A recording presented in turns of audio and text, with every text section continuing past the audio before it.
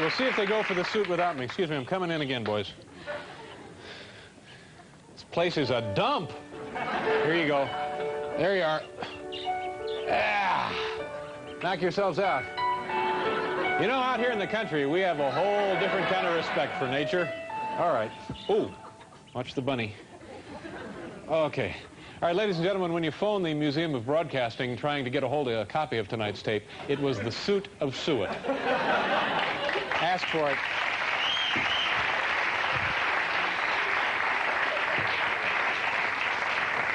See, we thought the animals would just race right to me and peck the flesh off my very bones, but weren't quite that lucky, were we? Let's see what old Dave has in his shoe tonight. Yes, sir. A little more in there. On April 15th, my next guest gave the world what many have called the best 8 minutes of boxing ever. He is the undisputed middleweight champion of the world. Please welcome Marvelous Marvin Hagler.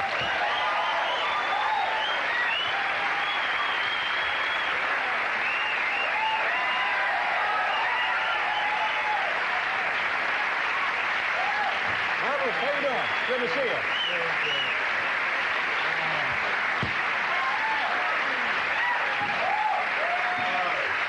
I was trying to get on you about that Marvelous business. What's this Marvin Hagler says, I got to get this guy Marvelous. I said, you really be coming in that cage. You won't be feeding no ducks. You'll be feeding me. Oh, now your name is Marvelous. Marvelous. Yeah, I called you Marvin. Now, right. when did you change your name? The last guy that called me Marvin, I tell you, he didn't look too good. Just a joke. It's only you're joking, aren't you? You know, I'm only joking. He ain't got enough money for me. All right, so I call you Marvelous. Marvelous. Now, when did you change your name? I had my name changed now for about close to 4 years legally, but I've always been Marvelous. Always been Marvelous. Now, what made you decide to do it legally? That's a big step. I was fighting a guy named Caveman Lee, and I seen on the monitor just before the fight as I'm going out, and they had Marvin Hagler. I says, wait a minute, if you could call Sugar Ray Leonard, put his name Sugar on there, Muhammad Ali, Muhammad. I said, and this guy Caveman Lee, what about Marvelous Marvin Hagler? He says, your name is too long.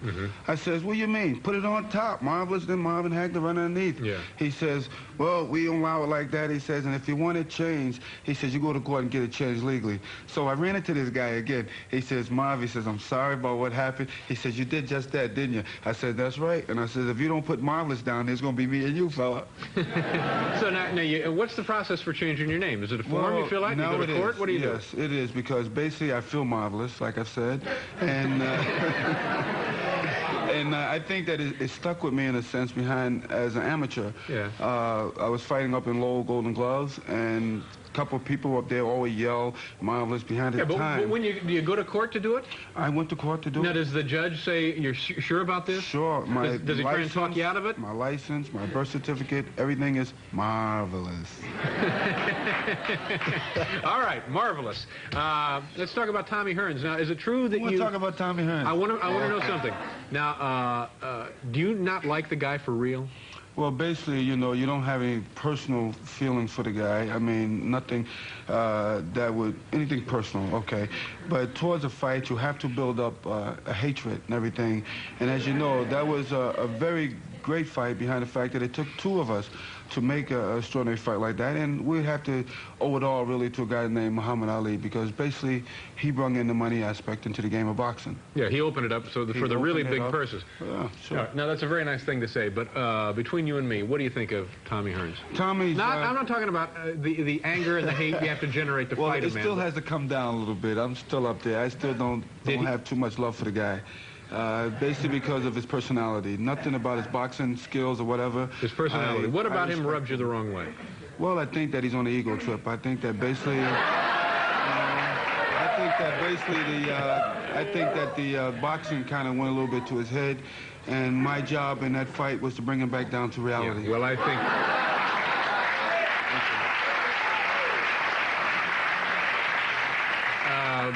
But when's the last time you saw him? A day after the fight? I seen him last week, really. We was in Muhammad Ali, and I was there with WBC and in UCLA.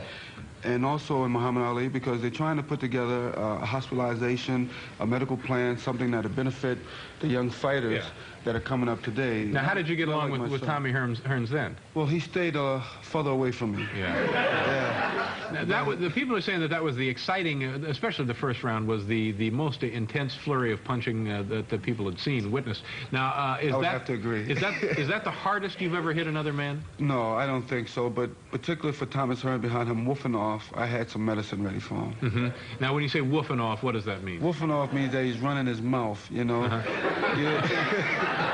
You know, he's saying something, but there's nothing coming out. Nothing coming out, yeah. So woofing off would be the technical term for running his mouth. Exactly. You know, the same thing what they say, you know, action speaks louder than words. Yeah. You heard that. Yeah. Same category. Now what happens to a fighter? What happens to you when you get cut? Do you know you're cut right away, or do you have to wait till you go back to the corner? In that fight, in the first round, I really didn't know that I was cut. I just felt the coldness of it, and I think the coldness that really, of what? Of the cold blood. I got right on my forehead, and I looked at that fight 4 times, and I still can't determine how it actually happened. Yeah. I think it was on his shoulders, believe it or not. But it's so great because now I listen to all these people who has watched HBO, and they said, "I know how you got cut." I says, "How did I get cut?" You hit him on his cup. I said, "Why would I be way down there? Why would I be way down there?" Yeah. No, I think it was the elbow. No, maybe not the elbow, but maybe the back of the hand. I says, "You don't hit with the back of the Everybody's hand." got a theory. But Tommy, everybody is giving me how I got cut. Yeah, it's so funny because the people are still up. Now, when you see your own blood, does that frighten you? No, that only makes me meaner. Really? Yeah, it does, you know, because now you done something that's bad. Yeah. Especially if you did it with your cup. That's I don't even want to think about it. But that was a very exciting fight, and one of the greatest they're talking about in the century. But, you know, Thomas, I looked at it. I know nothing about fighting, and I've met Thomas a couple of times. I think he's all right. Well, but that's you can tell. Everybody has But no, but what I want to say is he really never got over the first round, did he? I think so. I had him in the last inning of that first round. I believe that what they indicated that we threw 83 punches. He threw 82. He threw 83. Yeah. I didn't know there was that many punches that could be thrown in around. No, that was amazing. But I think it was a lot of power put behind it. You could tell that he was having trouble. The man called me a midget.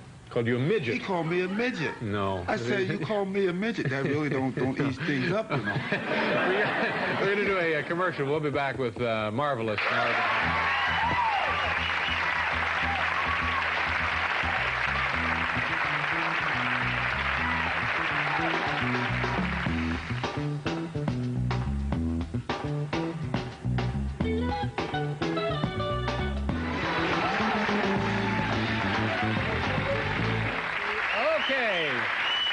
We're back with the marvelous Marvin Hagler. You want to be an actor? Yes, I'm looking into that area. I've been traveling around, doing a lot of footwork.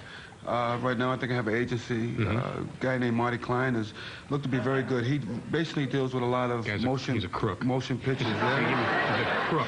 Well, I got another guy to watch this guy. You have to do that. Now, what kind of acting do you want to do? Is serious acting? I Comedy? really just You did want the a little Bob bit Hope of show? it. Yes, and Bob, I had so much fun. If I can talk about that a little bit. Yeah. I worked with Charleston Heston, and I think it was aired last night, and I had so much fun watching that. And working with Charleston Heston, my heart was going like, I thought it was like a world championship fight, man. I was boom, boom, boom, boom, boom, boom. Yeah. But Charleston was very good. He helped me out, and he let me even call him Chuck. I liked it. And how much longer are you going to fight, do you think? I think another year. One more fight by the end of this year, and then 3 more next year. And then I say goodbye to the game of boxing. And a lot of my fans are very upset a little bit. Marv, don't ever quit. We love you to fight. Yeah, but you want to see a guy leave on top. You really do. I want to keep this here together, and plus my faculties. I like that. Speaking of your head, how often do you... Don't start like Johnny Carson now. Where do your forehead ends? No. But how often do you shave your head? Wait a minute, I got to make sure you got all yours too. No, this is it pretty much here. Oh, okay. Yeah. I shave it basically mostly every day, sometime every other day. It's a good luck charm to me. and my wife thinks I look sexy in it. Yeah, well, it was So almost... I like that compliment. Yeah, but it also makes you look meaner, I think, don't Well, you? that's what the fighters say. Yeah.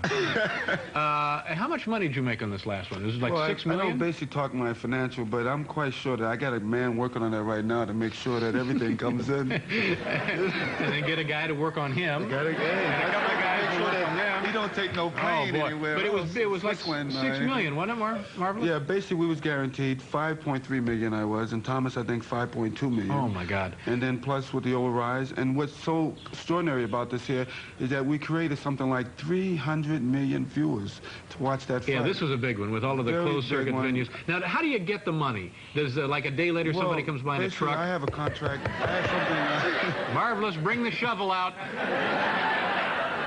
Are you ever going to see all of that dough?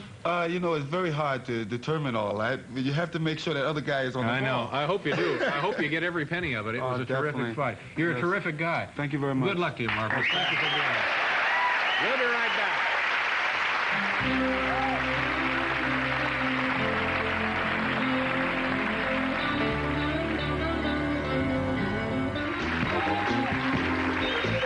Okay.